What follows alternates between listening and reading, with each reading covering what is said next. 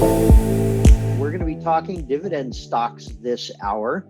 And I know that Jason should be here anytime, but just to kick it off, I can talk a little bit about my process. I don't necessarily go looking for dividend stocks. I kind of feel like dividend stocks come looking for me. I'm more oriented toward growth stocks, but there are a number of really good growth stocks here that also pay a dividend and will eventually become really solid dividend payers. One of the key portions of my portfolio that as far as dividend payers goes is Apple. Apple stock wasn't even a dividend payer when I first added Apple to my portfolio a decade or more ago. I think Apple first started paying its dividend back in 2012, and since then has become something of a dividend powerhouse.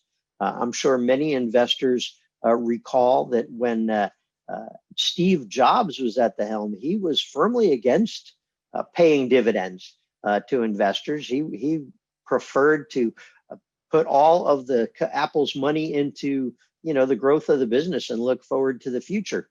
And had received a lot of pressure from a number of different quarters about potentially paying a dividend.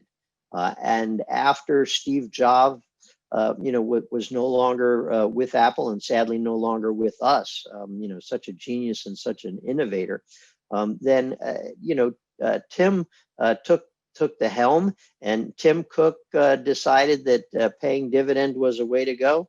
And boy, I'll tell you what a solid, dividend payer Apple has become over the last few years. In fact, what I'm going to do here is I'm going to pull up a chart here just to show what a solid dividend payer Apple has become.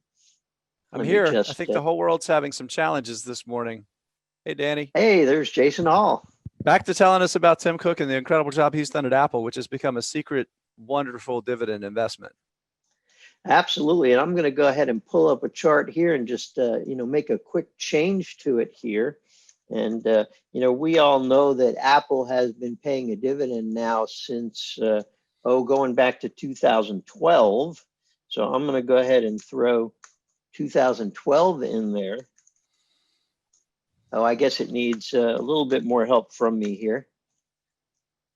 But I mean, honestly, if you look at the dividends from Apple here, I mean, what a solid, dividend payment icon it's become. Apple's dividend is up 116%, more than double since Apple started paying that dividend back in 2012.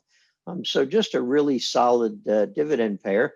So Brian Feroldi, our colleague who spends a lot of time on here and does a ton of stuff for members of many of our services, he has often said that sometimes the best dividend stock to buy is one that's not paying a dividend yet. And Apple's a great example of that, right? This is a company that was hyper growth for a number of years. And then because its cash flows became so immense, management under Tim Cook's stewardship made the decision that because the business is kicking off so much free cash, we can't allocate all of it back into the business to continue growing the business. We have so much excess cash, we need to do something with it, right? And giving some of it back to dividends is to investors in dividends is a smart capital allocation move, right? Because a lot of cash that belongs to somebody else, when you're a manager of a company, can sometimes lead to really dumb decisions, right? And you see big mergers and because there's that as investors, right? So think about it as an investor, right? Sometimes you feel like you have to do something, right?